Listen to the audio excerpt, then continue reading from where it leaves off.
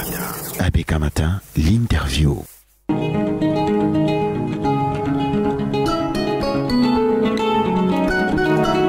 Sidonie Fikak et Didier Yimkoua ce matin. Bonjour Didier Yimko et merci d'être sur l'émission ABK Matin. Bonjour madame. Bonjour Avec vous, on va parler des dernières mesures, dernières données de l'Observatoire national des changements climatiques et de ce voyage qu'effectue en ce moment, ce séjour que passe le président de la République actuellement du côté de la Chine dans le cadre d'un forum Afrique-Chine. Et on essaye avec vous d'analyser les différents enjeux d'une rencontre comme celle-là. Qu'est-ce qu'on peut attendre au sortir de ce voyage qui est en train actuellement d'effectuer le chef de l'État du côté de Beijing. Ok. On commence par lequel? On commence par le sommet sino-africain, par l'impérialisme chinois en Afrique. Bon, là nous sommes dans... Vous savez que le seul paradigme qui compte dans les relations internationales, c'est les intérêts. C'est l'intérêt qui compte. Donc, le président Biya est allé en Chine avec quelque chose dans la besace. À savoir, je vais être un peu plus rapide, à savoir un certain nombre de projets sur les BTP. Oui. Il faut déjà savoir qu'aujourd'hui, le Cameroun avec la Chine entretiennent des relations économiques très poussées. C'est quand même, lorsqu'on prend les investissements directs étrangers, la Chine est en tête, avec presque 19% d'investissement sur les presque 800 milliards de francs CFA. La Chine est la première. Ensuite, au niveau du FMI, d'après ce que j'ai appris, c'est même le premier créancier encore du Cameroun. Ah oui. Donc, le président de la République va-y parce qu'il a besoin de la Chine pour réaliser un certain nombre de projets BTP. On parle par exemple de la route Yaoundé-Douala. Oui. On parle de la route, le contournement Yaoundé-Akomde-Kribi. On parle de la route, l'aménagement de la route Edea-Kribi. Kribi, Edea, Douala. On parle aussi de la route Douala-Bafoussam. Donc il y a un certain nombre de choses comme ça qui nécessitent quand même d'abord de la technologie, l'équipement. Et en la matière, on sait que la Chine ne blague pas. Oui. Ensuite, il y a aussi que les Chinois sont très avancés dans l'exploitation des ressources minières. Oui. Et on sait que le président Biya, lui, il exige que pour booster l'économie locale, il faut trouver des solutions endogènes. Donc, il demande aux Chinois, aux entreprises chinoises qui sont dans l'exploitation minière des minéraux au Cameroun, de penser à une transformation sur place. Parce que la transformation sur place a une valeur ajoutée importante, ça crée de l'emploi. Et au-delà de l'emploi même, il y a un autre pan qu'on ne voit jamais facilement, c'est la formation. Oui. La formation, donc le président Biya, lui, il y a un transfert de compétences. Il faut déjà, parce qu'avec la Chine, ils ne connaissent pas ça, c'est le fini parti. Donc avec ça, il y aura beaucoup, ça va booster, ça va apporter les solutions endogènes, ça va booster l'économie locale, il y aura beaucoup d'emplois. Alors qu'extrait et envoyé à l'extérieur, il n'y a pas de valeur ajoutée. Moi, je pense que c'est quand même quelque chose de formidable. Donc, il n'est pas allé là-bas les bras ballants. On espère tout simplement que cela sera suivi parce que la Chine, aujourd'hui, par rapport à d'autres impérialistes, la Chine ne veut plus laisser les précarés français seuls. La Chine est très bien installée, veut s'installer durablement dans les pays du précaré français. Ce qui me choque un peu, c'est que la Chine, avec les questions environnementales, en a cure vraiment. Ce n'est pas leur problème. Nous, on a fait des constats sur le terrain. La Chine, déjà, il y a deux éléments que la Chine n'intègre pas dans ses politiques de déploiement. C'est, par exemple, le droit de l'homme. Oui.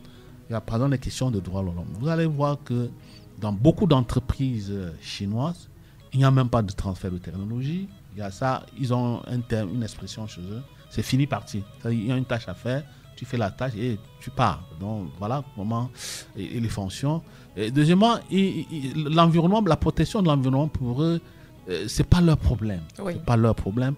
Parce que quand moi je prends comme exemple le pipeline, quand il fallait par exemple, construire le Parlement, prendre le pétrole du Tchad à Doba jusqu'à Kribi, l'une des études qui ont coûté cher à ce projet, c'était l'étude d'impact environnement, qui jusqu'à aujourd'hui, CODECO respecte, parce que CODECO est chargé de transport de cette huile noire, CODECO respecte le programme de gestion environnementale et sociale qui a été imposé par la Banque mondiale jusqu'à aujourd'hui.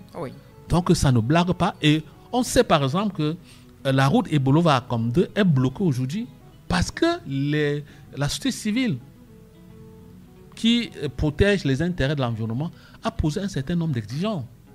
Et puis, cette société civile est allée plus loin vers les institutions financières internationales parce que Akom 2, nous sommes là dans la zone agro, dans la zone écologique forestière, là où il y a une biodiversité assez importante, là où vous avez des essences qui ne doivent pas disparaître, parce que faire passer cette route-là, vous avez dit qu'on va décaper une couverture végétale et il faut tenir compte non seulement des victimes silencieuses comme les arbres, les essences, la destruction des habitats. On parle de plus en plus de cette maladie de la peau. Oui, l'Mpox, variole du singe. Tu sais que lorsqu'on détruit l'habitat naturel, des grands singes, cela peut développer les zoonoses.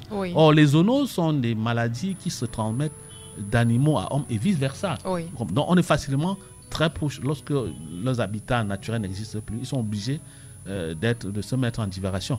Donc là, il faut saluer le rôle de la société civile qui défend les intérêts de l'environnement. C'est pour ça que ce projet Ebolova-Akom 2, qui devait venir ressortir par Kribi, Yaoundé le contournement, a été bloqué. Parce que les questions environnementales doivent être respectées avant qu'ils en manquent de finances ce projet de construction de cette route-là. Donc voilà pourquoi nous disons que si la Chine doit prendre possession, entre guillemets, je ne suis pas colonisateur, elle doit prendre possession d'un certain nombre d'activités au Cameroun, nous devons amener le président à leur imposer quand même le respect d'un certain nombre d'exigences. D'abord, des droits de l'homme, parce que tous ceux qui travaillent dans les chaussées chinoises ne sont pas assez contents, c'est mal payé, ils ne sont pas protégés, la sécurité n'existe pas, même les EPI, ça n'existe pas. Ensuite, le respect des questions environnementales, parce que c'est des activités qui ont un impact souvent même irréversible. Et là, il faut aussi questionner l'élite locale. Souviens-toi, Sidonie Ficard, lorsque il s'est posé le problème de l'exploitation de fer à Kribi. On a donné une concession comme ça de près de 120 km, une superficie de 120 km², c'est plus que Paris, à la Chine, sans faire une étude d'impact environnemental et social au préalable. J'ai soulevé cette histoire. C'est la raison pour laquelle... J'ai soulevé cette histoire. Il y a même un député, un élu de l'océan qui m'a interpellé. J'ai dit oui, il n'y a pas. Il y a même quelqu'un, je connais un élu, je ne voudrais pas citer le nom, qui est parti ici parce qu'il avait les relations avec l'ancien ministre de l'Industrie qui était mort, qui a mené cette affaire. Évidemment, lorsqu'on est allé au ministère de l'Environnement, on s'est rendu compte que la concession a été passée sans une étude d'impact environnemental et social au préalable. Ça, c'est la catastrophe. On ne pense pas de la génération future. C'est autant d'éléments qui m'amènent à poser la question de savoir est-ce que le Cameroun est dans le cadre d'un partenariat gagnant-gagnant, parce qu'il est bien beau de dire on va nous construire des routes. Il y a des négociations qui seront faites dans le domaine du BTP, mais quelles sont justement les conséquences? Qu'est-ce que cette population, pour ceux-là qui sont dans des localités où il peut avoir des exploitations minières qui soient faites avec tout ce que cela peut entraîner comme pollution de l'environnement, est-ce qu'il n'y a pas plus à perdre dans le cadre de ce partenariat qu'à gagner? Oui, absolument. Parce que quand vous allez à l'est, dans la zone de Betereoya, là où les Chinois sont passés avec leurs excavateurs, ils ont laissé la désolation. C'est de la désolation. C'est-à-dire, on a creusé des montagnes, on a créé des cratères dans les montagnes pour exploiter de l'or, mais ils sont partis. Ils n'ont pas pensé à la restauration. Et moi, je n'accuse pas seulement les Chinois. J'accuse l'élite locale. Nous sommes dans la décentralisation. Que devait-elle faire, cette élite locale? Quand vous prenez le code général de la décentralisation, à qui revient la protection de l'environnement? Il y a on a transféré, le ministère de l'Environnement est l'un des ministères qui a transféré plus de ses compétences aux élus locaux. Vous avez par exemple, il est inadmissible par exemple à Douala que l'on réalise un projet côtier alors que le conseil général n'est pas au courant. Tout projet qui doit être réalisé sur la zone côtière, ce projet-là doit être soumis à une étude d'impact environnemental et social et sous la responsabilité du conseil régional. Je ne sais pas s'il est au courant. C'est dans le code général de la décentralisation. On sait ce qui se passe aujourd'hui dans les mangroves ici à Douala. Vous avez des gens qui rêvent d'installer les principautés dans la ville de Douala en détruisant toutes nos mangroves dont on connaît le rôle essentiel. Oui. Mais on ne voit pas le conseil régional. Donc il y a un problème. Il faudrait que les élus locaux prennent leurs responsabilités. Est-ce qu'on donne à ces élus locaux la possibilité de prendre leurs responsabilités, puisque vous-même vous le dites, le président du conseil régional n'est pas au courant de certains projets qui sont engagés dans le pour cadre... celui de Lobo. Est-ce qu'ils ont les bras suffisamment longs pour pouvoir agir, pour faire ce qu'ils ont à faire? Là, c'est le problème. Je suis passé dans une télévision concert à vous.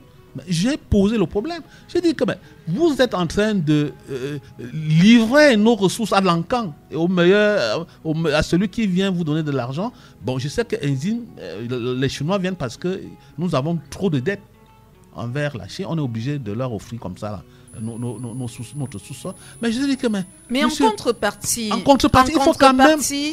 Revenons même déjà sur le bilan qui peut être fait de cette coopération Sino-Cameroun qui date quand même de près d'une dizaine d'années.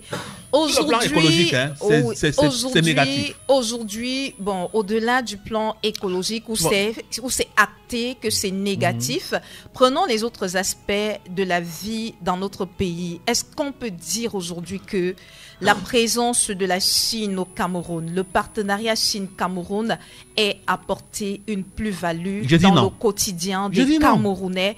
Est-ce qu'ils ne sont pas plus en train de se faire, de s'en sortir un peu plus que les Camerounais ne s'en sortiraient? Moi, je dis non. Je peux vous prendre des exemples. Tu en as parlé hier, oui. des 100 000 hectares qu'on leur a donnés en Nankai Boko pour cultiver du riz. Moi, j'étais là-bas à une certaine époque. J'y suis passé après Bernard Djonga. On s'est rendu compte que les 3 meilleures qualités de riz produits là-bas partent en Chine. Et c'est des brisures que nous mangeons ici. Est-ce que ce n'est pas vrai? C'est un constat. Mais quand on le dit, il y a quand même Nangai Boko. C'est quand même Nangai Boko. On connaît les élites à Nangai Boko. Le ministre d'État, secrétaire général de la présidence, c'est de sa localité. La première dame, c'est sa localité. Le maire actuel, qui est un confrère à toi, c'est sa localité. C'est ces personnalités-là qui m'intéressent. Et notre rôle, c'est de dénoncer. Fifi, nous ne sommes pas là pour faire de la xénophobie. Les militants écologistes, en tout cas de mon genre, de mon acabit, c'est de veiller toujours à ce qu'il y ait un équilibre entre les exigences, ou bien entre les impératifs de développement et les exigences environnementales, écologiques et anthropologiques. Oui. Parce qu'il faut savoir que ce qui est la synagogue qui est pour les juifs, les mosquées pour les musulmans, les cathédrales pour les chrétiens, nos forêts aussi sont nos sanctuaires. C'est là où se trouvent nos dieux. Oui. Vous comprenez? Et le blanc a compris. Pour dessoucher l'Africain de son identité, il faut passer par la destruction des forêts. Parce que nous entretenons une relation fusionnelle avec nos forêts. C'est pour ça qu'à une certaine époque, l'actuel secrétaire général de l'ONU parlait des victimes silencieuses. Jusqu'à ce que le 6 novembre, tu sais à quoi renvoie le 6 novembre oui. dans ce pays, mais le 6 novembre aussi, la journée de préservation de l'environnement pendant les moments de conflits armés. Nous avons organisé par 2 fois des conférences par rapport à ce qui se passe dans le Nozo. Heureusement que vos confrères étaient là pour leur dire que en faisant ce que vous êtes en train de faire au Nozo et puis à l'extrême nord, et sud-ouest, oui. Il faut penser à ces victimes silencieuses qui tôt ou tard, leur absence marquera la vie des populations qui auraient survécu à la guerre. C'est ce que le secrétaire général de l'ONU demande. Donc, sur ce plan, sur le plan d'écologie environnementale, c'est un échec total, c'est un fiasco. Donc, je sais, comme je l'ai dit tantôt, l'intérêt et le paradigme essentiel dans les relations internationales, mais à un moment donné, il faut faire attention. Qu'est-ce qui doit être corrigé actuellement Moi, je parle de l'équilibre. Oui. Nous ne pouvons pas empêcher, nous ne devons pas fermer nos frontières aux investisseurs étrangers. On en a besoin. Nous leur demandons le minimum. Et demander ce minimum, c'est de respecter nos textes. C'est tout. On ne demande pas autre chose. Nous leur disons que vous ne pouvez pas octroyer 150 km de superficie d'exploitation minière à une société chinoise alors que l'étude d'impact social n'a pas été faite. Parce que dans les études d'impact, on sait qu'il y a toujours des actions irréversibles. Quand vous coupez par exemple un arbre qui a 50 ans d'âge, pourquoi que vous allez restaurer ça quand ? Il faut penser à la génération future. Il faut créer des écoles, il faut créer des routes. Il faut penser même à la formation de ces jeunes-là. Parce qu'après tout, qu'on le veut ou non, à tort à raison, les ressources naturelles dans une localité font partie de l'héritage ancestral de cette localité. Et aujourd'hui, on ne parle pas des populations locales, on ne parle pas des populations autochtones. Dans le discours environnemental, on parle des populations locales. Oui.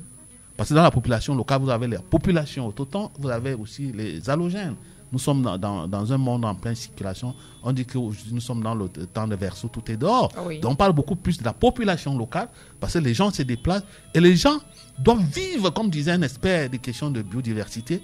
Notre forêt est égale à ce qu'est le môle ou bien quoi chez les autres. Oui. C'est là où nous puisons tout. Oui. Vous comprenez ? Nous avons tout dans nos forêts. Nous avons la pharmacopée, nous avons les résines, nous avons tout ce que la nature peut nous offrir. Partons donc sur le postulat selon lequel la Chine à elle seule est le plus grand pollueur du monde entier. Vous l'avez dit. Le plus grand émetteur de gaz à effet de serre. Et aujourd'hui, le leader mondial sur la production des photovoltaïques. Voilà. C'est le leader mondial.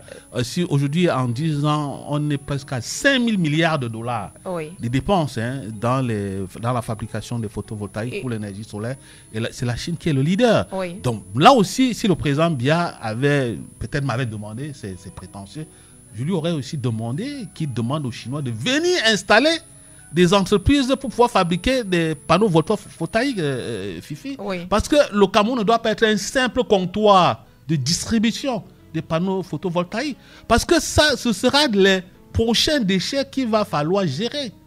Et si on ne parvient pas aujourd'hui à gérer les ordures ménagères, ce n'est pas les déchets de panneaux photovoltaïques que nous allons gérer. Et même la qualité qui arrive là, on ne sait pas si c'est le neuf. Oui.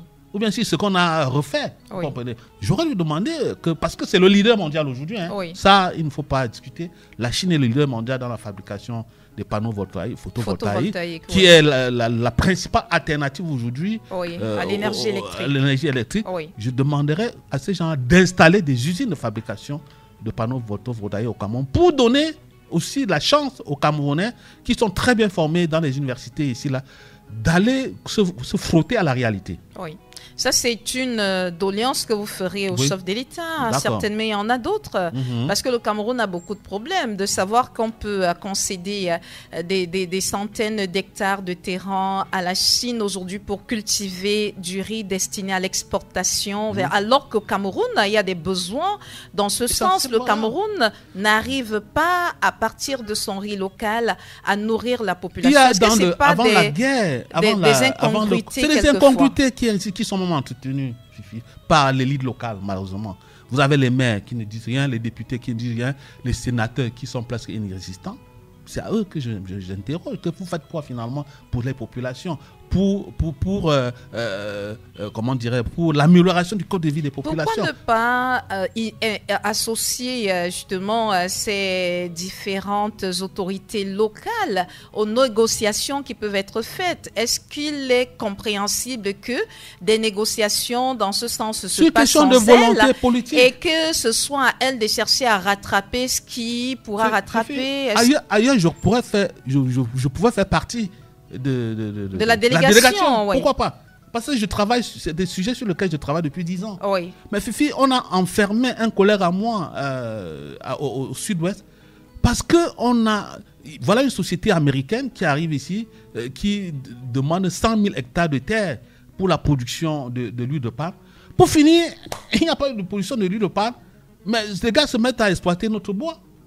Le gars se lève et dit que nous ne demandons pas, nous n'avons même pas le pouvoir de vous demander de partir de chez nous. Oui. Mais nous vous demandons juste le minimum de respecter le droit du village.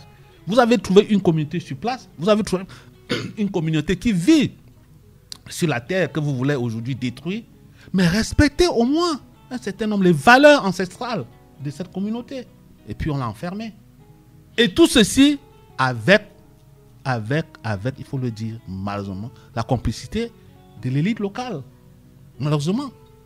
Mais les gens pensent que, je vais te dire la vérité, Fifi, les gens pensent que parce qu'ils sont bien, parce qu'ils roulent carrosse, parce qu'ils font des choses, personne n'est à l'abri des maladies liées à la pollution industrielle.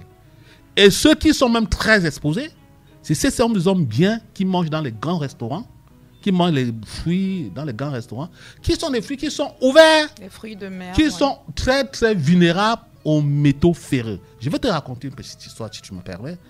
Je vais chez un monsieur, il a une entreprise d'imprimerie. Tous ces eaux résiduaires sont déversées dans la nature. Je lui dis, monsieur, c'est pas bien ce que vous faites. Il me dit, allez vous faire voir ailleurs. Nous n'amenez pas vos choses de France ici. Moi, je lui dis que monsieur, c'est vous qui allez dans les restaurants chinois. Hein. Oui. Vous irez là-bas manger les gambas qui ont les métaux lourds. Et demain, vous allez développer le cancer. Oui. Il dit, tiens. Il dit, ben oui. Moi, je mange le mbunga. Dieu va me protéger. Il n'y a pas de... Rarement, tu trouveras les métaux lourds dans le mbunga. Mais toutes vos eaux coloriées là, qui sortent de chevaux là, la pollution chimique là, ça va aller dans la mangrove. La mangrove qui n'a plus la capacité aujourd'hui de filtrer ces eaux là, parce qu'on a détruit tous les matandas. Après, ça va aller en haute mer. Oui. Et les poissons, les gambas, les crevettes qui sont là-bas, vont les consommer. Et pas des phénomènes, le principe de biotransmutation, ça va arriver chez vous. Oui. Et puis, si vous ne développez pas le cancer, c'est votre fils peut-être de 15 ans, vous allez accuser un amant éconduit, vous allez accuser un parent, alors que vous êtes vous-même à l'origine du mal. Oui. Pour sortir en quelques secondes de cette question coopération Cameroun-Chine, qu'est-ce qu'on peut faire pour corriger les insuffisances observées actuellement dans le cadre de ce partenariat? On peut rattraper. Oui. Si le président Biya me demande aujourd'hui ce qu'il faut faire, oui. Humblement, je dirais, monsieur le président Biya, tout ce que nous demandons à notre créancier, parce qu'il c'est de respecter nos lois. Oui. Le Cameroun, aujourd'hui, en termes de batterie de lois sur la protection de l'environnement, il n'y a pas 2 pays en Afrique centrale. Ça, il faut. Et puis, c'est la volonté du chef de l'État. Oui. Nous sommes aujourd'hui obligés de porter la parole écologique du chef de l'État, parce que même le RDPC s'en fout.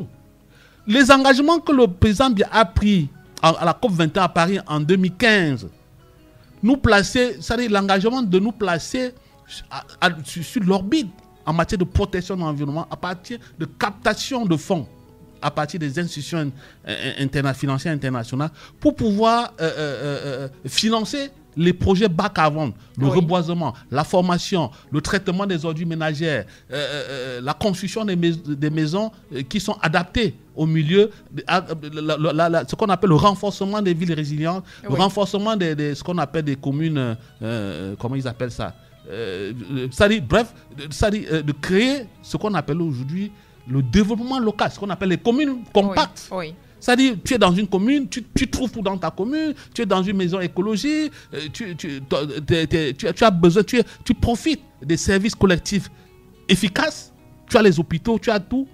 Quand tu as besoin peut-être de réparer ton téléphone, tu n'as pas besoin de quitter Douala 5 pour aller à l'ancienne 3e. Oui. On parle des communes compactes, c'est ça.